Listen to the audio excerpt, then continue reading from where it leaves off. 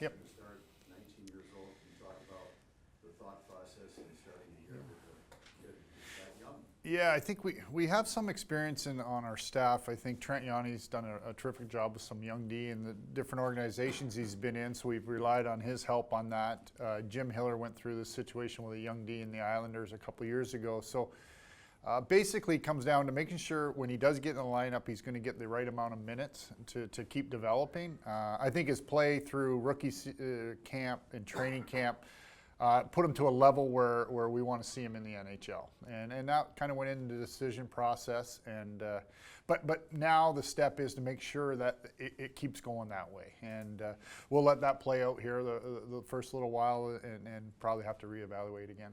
Rob, following off of that, what is it that you saw in his game when you broke it down where you felt comfortable having him start here? I think he can play in all situations, using a lot on penalty kill. Which can give you an opportunity to get the minutes needed to keep developing at the NHL level.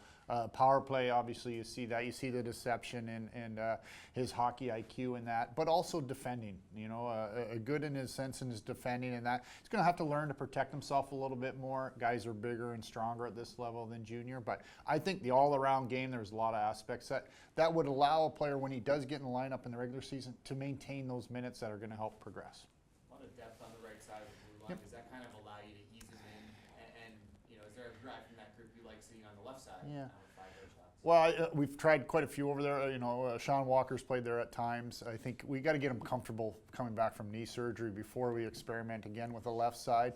Sean Dursey, you saw the last game, slide over there and made that transition real easy. And we've used Brant Clark a couple times over there. So the availability to open up that left side within our defense can increase getting Brant in the lineup and getting the minutes he needs. Rob, 5.5 years in the job. Yeah. Can you confirm any speculation about contract extension for yourself or the staff? Oh, well, it was done, basically done last year and during the summer. There was never really an official announcement just because we didn't feel we needed to on that aspect. But yeah, that was taken care of there probably, I would say, just immediately after the season was over. And short of winning the cup, what does success look to you like this season? Progress again, continued progress. I mean, we made a big step getting back in the playoffs. Now you got to hold that level and keep getting in it. But I think the roster starts to take a little more shape. You know, you add a few pieces through free agency. You give the young guys a couple more years to get up and running at the NHL level. Now you put the emphasis on them producing and helping us keep winning. Rob, Todd said it right off the bat, and I think some of the group have talked about it, you know, the word expectations whatsoever.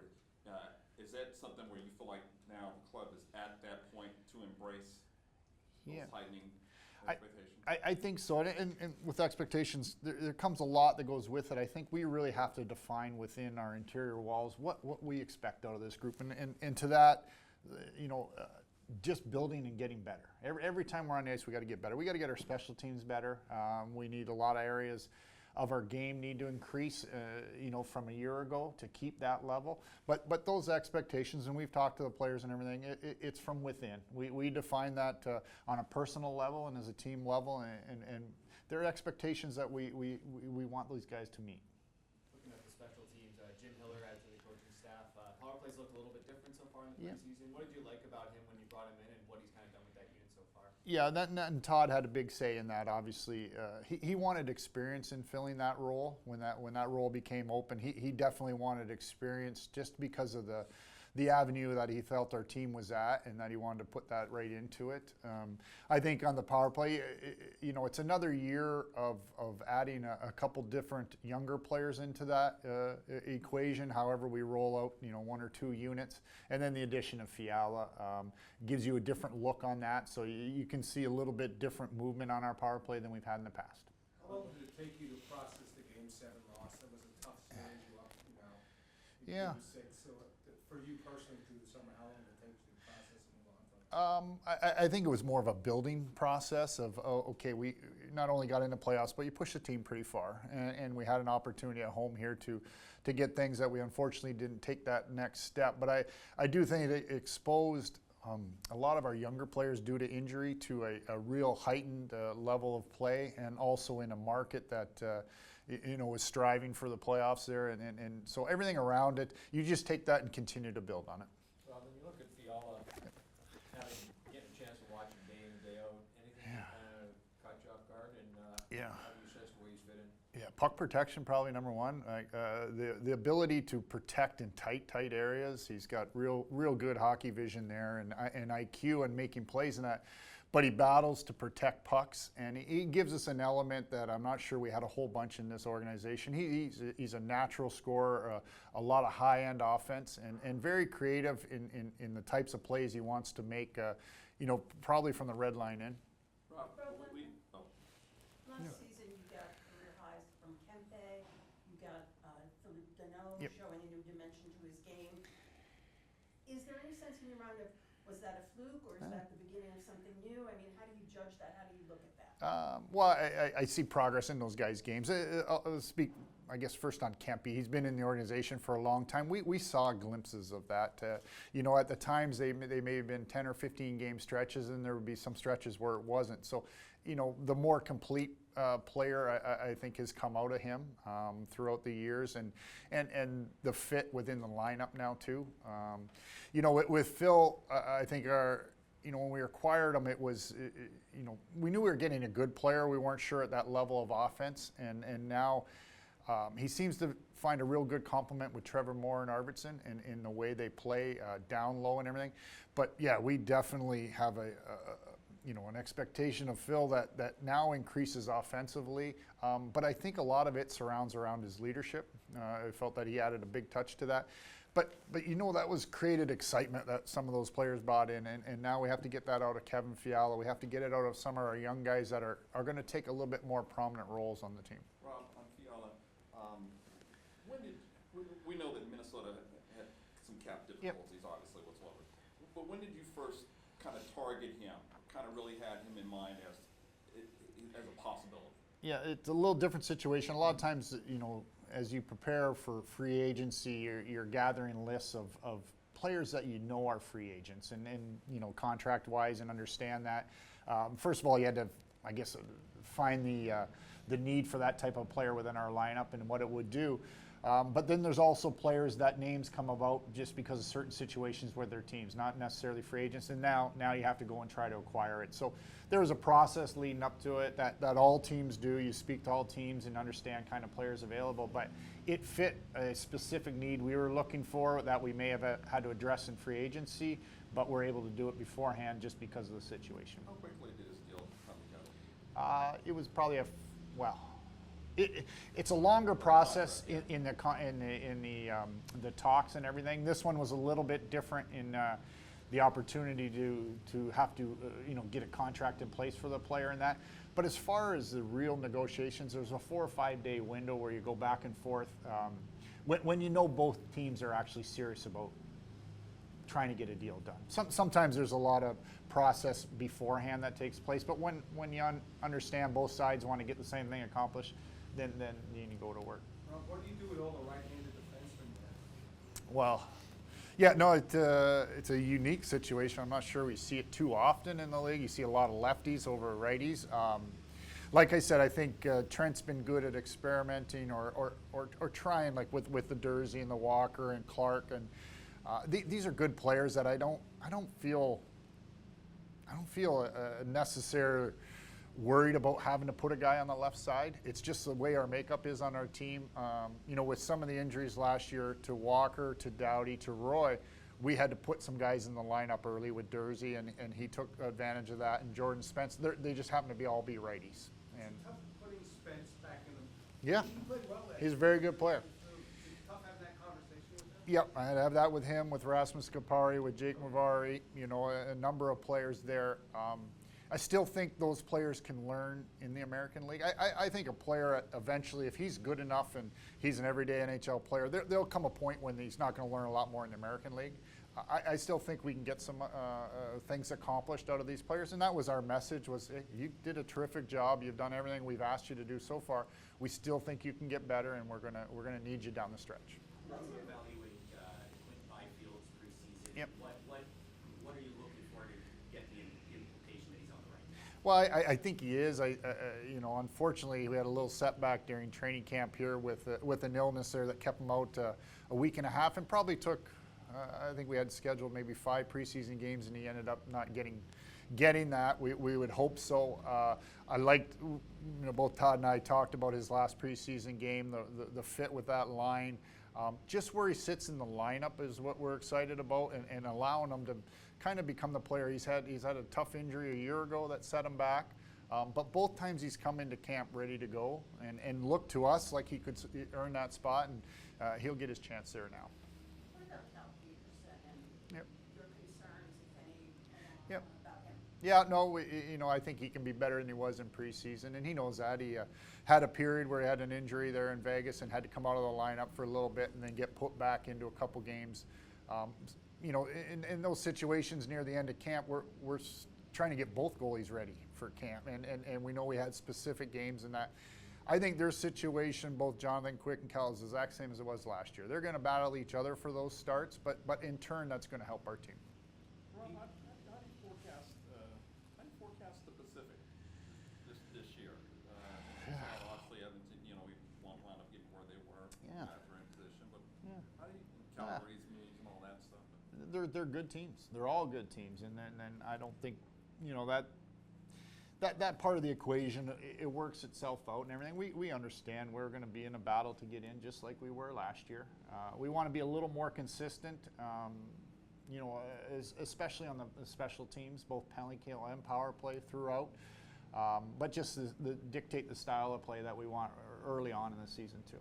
Kempe's always seemed to have a great work ethic, Yep. constitution.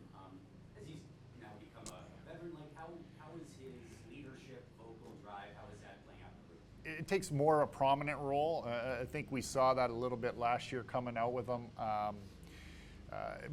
More so just in the everyday game or the everyday approach. Like I said, I think his biggest accomplishment last year was his consistency right from day one, and obviously scored a large number of goals, but that transfers over to, okay, we need that again out of you. So not only are we expecting that we know he can accomplish it, but the leadership part that comes with it. And when you get into tight situations or you get into an overtime situation and you're relying on a big player to step up, he's now at that level for us. What factors went into the decision to go with 7B as opposed to 8? Well, lots. I think the way you look at it, if you're in our 12 or our starting 6, which we would project upstairs, regardless of your situation in the CBA waiver-wise, we're making a spot, right? Now you have the ability to carry 3 extra players, whether it's 2 forwards or a D. Then we have to look a little bit at the waivers and understand that we want to protect some of the assets and the players. And there's a few players that didn't need waivers to go down, but we also felt that they can still build their game down there. So, and we all know, I mean, knock on wood, today is as healthy as we've been in a full year. I think we got back to it on Sunday. We saw every player back. We know we're going to deal with injuries, and we're going to need some added depth down there that can come in and play. Well, what strides have you seen from Dave Velarde in Yeah. the preseason after the player that he was last year? Well, I think he had a real good preseason last year, and he's playing alongside, I think, Lias and Quinton, and both those two ran into injuries. And you know, his first 4 or 5 games probably wasn't the start after coming off that camp. He continued to build. You saw him in a slightly different role this year, I think, on the special teams, a little net front, which kind of fits his characteristics. He's got real good size, protects puck well, got good vision and everything, and good hand-eye would move in play. So I think he can complement our special teams, and he was having some success in the preseason with that. Now we've got to build off that. But yeah, no, he came in and he was one of the players that, you know, when I said we got 12 and you're looking for 2 or 3 extras in there, he was able to separate himself from a group because of the way he played. What's the status of Alex Turcotte? Turk, he obviously dealing with a concussion injury that he's sustained at the end of last year, and was on track doing well in the summer, but then had a setback during the summer in summer hockey. So we're dealing with that. He's currently in a stage of his rehab where he's skating on his own, you know, progressing from that point. We have some medical appointments next week for him. If everything goes as planned and the way it's corrected, he'll soon start working his way back into a non-contact spot in practice, and we'll go from there. But it's a difficult situation for him and for us, but we have to put the health of him first. I know we want him to do all this and everything, but he has to be healthy with himself in that situation before he can get back into a practice. Rob, is it more difficult to make the jump from non-contending team to playoff team than go from playoff team to like serious Stanley Cup contender now? Because you're not going to sneak up on anybody. Yeah, we're not sneaking up on it. Yeah, I would say it's tougher once you become a playoff team to be able to become a real contender. Yeah, because now you're dealing with really, really good teams. You know, the ones that get in. I think, like I said, we made a step last year, but now we have to make sure we're taking the ability to move past that and keep that going. So. Yeah, I think Todd used the word not sneaking up on anybody. Nah, not anymore. Like, but I think our coaching staff will have our players prepared for that. Heading into this season, how close is the club to what your ideal version of the club would be? It's getting there. It's getting there. I think there's less and less concerns through a lineup. I think there still are at different times in that, and there will be as the season goes on. But I do think we have players that can fill some certain roles, and we do have some depth in the right positions if needed. You know, that was a major factor last year that I'm not sure we had set and understood well enough with major injuries that some of these guys were able to step in and play those minutes. And now I think we're in that same situation now. We know that. Do you feel like you're situated today? Do you feel like your strategy for running the club over the last few seasons has put you in a position of strength that you are glad you did today? Yeah, I think we're in a spot where we continue to build on it. You know, the roster is starting to take that shape. You know, we've talked a lot about younger players the last few years, but now they're getting some of the games in. They're getting, you know, whether it's time in the American League or valuable time in the playoffs to become not only players in our lineup but help us start winning. A bit of big picture foreseeing here, but now you're obviously more tighter against the cap Yep. than whatsoever. How do you just look at in terms of managing the cap over the season and maintaining the kind of flexibility that you want to be able to have if and when in-season moves Yeah. come Yeah. up, or Well, it's a day-to-day basis. Jake Goldberg runs a lot of that on our you know, in the back room here, and he provides us an update on every day and where we are at the cap, the type of savings, depending on which players within your 23, or even if you're carrying a little bit less to save here and there. That all comes into factor. Any deals you're looking at, any potential deals and everything, once you're up against the cap or very close to it, you have to take all that in consideration. was that the plan that you knew, especially after obviously adding Kevin, signing Adrian whatsoever, Yep. that you knew going into this year, Yeah. okay, Yeah. we're gonna be at this spot, we're gonna be tighter. Yep. No, and it's constant planning, not only for tomorrow or the next day or month, but for year past year. You know, but all teams have those restrictions and deal within that. So. Rob, you mentioned your contract situation, but what about Todd? Yep. He has, I think, He's got a year left. Yes. 1 year? Yep. Yep. Oh, okay. Well, this year and next year. Yes. Okay. Yes. Is there Sorry. any movement for any kind of extension on that front, or do you not? No, I don't think we would get into that right now. You know, I'm sure that conversation takes place at the end of next year, like once the season's. But you know, most of our coaching staff, all of our coaching staff, is pretty much equal in that situation too. So. In past seasons, you've had players claim off waivers from the Yep. LA Kings.